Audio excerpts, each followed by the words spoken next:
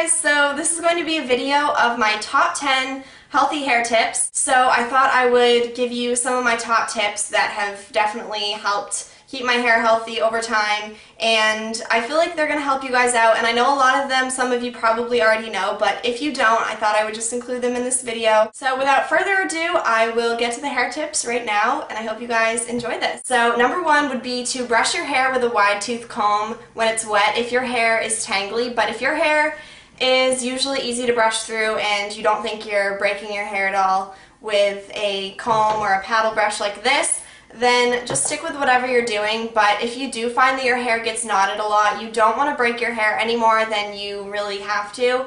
So I would recommend getting a wide tooth comb. Also, I find that a lot of people are really rough when they're combing through the knots in their hair. So if your hair is knotted, then you want to brush from the bottom up. So start brushing out the knots from here and then work your way up to the top. You don't want to start at the top and rip through the knots. And if you are a person that loves volume, I recommend investing in products that will give your hair added volume instead of using a teasing comb regularly. You can use a teasing comb and not damage your hair if you're using it for special occasions, if you do it right. I recommend getting one of these teasing combs like this, because if you're using one like this and you're doing it right, you're not going to be damaging your hair too much. But if you're using hairspray and you're teasing it every single day and you're teasing it a lot, it's really going to be damaging for your hair and it's going to break the hair shaft, and that's not good for your hair at all. Alright, so number three would be to avoid using too much heat on your hair. But on a daily basis, I honestly don't use all of those heat tools. I usually just, at night, I will take a shower and then I will let it air dry, and then in the morning I'll use a straightener so I can avoid using the extra heat of a blow dryer to dry my hair. But if I do take a shower in the morning, I will use a hair dryer, but other than that, that's pretty rare, so I honestly only use a straightening iron. And also, over the summer, I will give my hair a break and I will just braid my hair when it's damp at night, and I will sleep in it, and then in the morning I'll take it out and use some scrunching products so that I can wear my hair wavy that day and I won't have to use any heat on my hair. And it also saves a lot of time in the summer if you want to go out and go to the pool or something. You don't want to straighten your hair and then have to mess it up in the pool or mess it up at the beach or anything like that. So I do recommend giving your hair a break from heat if you do use heat tools a lot. Number four would be do not shampoo your hair more than probably 4 times a week.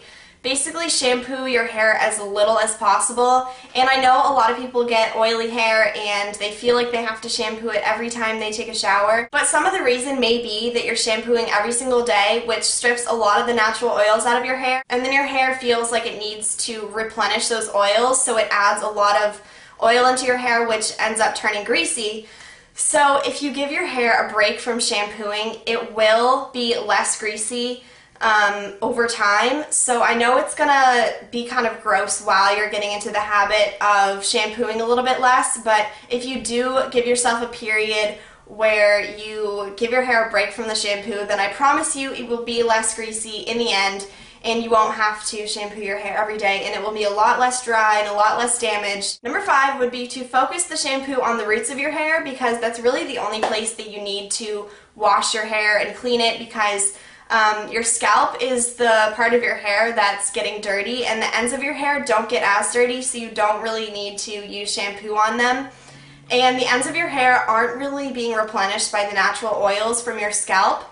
So if you use shampoo on your ends, it's really going to dry your hair out, and it won't be replenished with that natural oil from your scalp, so it will just end up being damaged and dry and won't be as healthy looking. So just focus from probably here up with your shampoo and really work it in and massage it and then rinse it out. So then in terms of conditioner, you don't need to put any conditioner in your roots because it will be moisturized naturally by your scalp, but you do need to moisturize the ends of your hair, because this hair is the dead hair that, actually all of your hair is basically dead, but this is the hair that's been dead the longest basically. So it's a lot less healthy and it doesn't get that moisture from your scalp, so you do need to condition the ends of your hair a lot more. Number six would be to try never to skip out on a heat protectant spray. And I know a lot of people on YouTube always say that they use a heat protectant in their hair, but I feel like it's kind of a misconception. People always say you have to use a heat protectant, and then a lot of times people will skip out on it, but if you can focus really, really hard on never skipping a heat protectant spray, it will pay off in the end because it does work, and you wouldn't put a heat protectant spray in your hair if it didn't work, because that would just be unnecessary. So it does work on protecting your hair from the heat, and heat is really damaging to hair because it's just something that shouldn't naturally be on your hair shaft. Number 7 would be to trim your hair as often as possible. Don't go in like every week trimming your hair because that's just going to make it really, really short, but I feel like it's a misconception that you have to leave your hair and never trim it to get it as long as possible. And that is definitely not the truth, because the more you trim your hair, the more it's going to grow and the more healthier it's going to be. So if you want your hair to grow, then keep going in for regular trims, and you don't have to get like big cuts off, just a little bit on the ends so that the dead ends can be trimmed off of your hair, and your hair will be healthy and it will grow a lot quicker. Number 8 would be focus on deep conditioning and moisturizing products. So I showed you guys that I use moisturizing shampoo and conditioner, and then I also use the masks, the deep conditioning masks and the cleansing conditioners.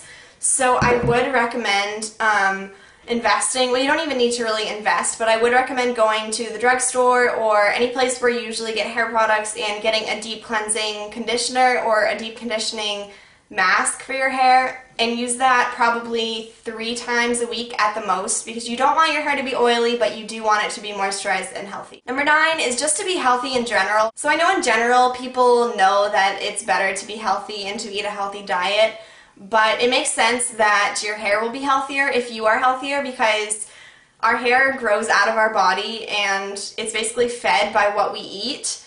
So if you drink more water and eat a healthy diet, then in turn it just makes sense that your hair will be healthier. So definitely try that out, and it will also help your body, not just your hair. Alright, number 10 would be to rinse your shampoo with warm water, because it will open up the hair cuticle, and then when you put conditioner in your hair, it will soak into the hair cuticle more, and then rinse your conditioner with cool water, as cold as possible. I love cold showers in the summer and pretty much in general. So as cold as you can stand it, turn your cold water on and then rinse your hair after you condition your hair, and that will retain all of the moisture that you soaked up when you were leaving the conditioner in your hair.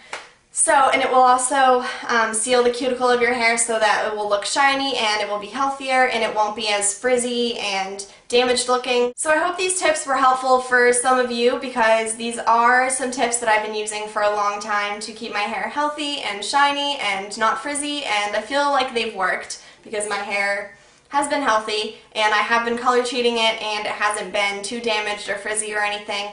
So I hope these tips are useful and helpful to some of you guys.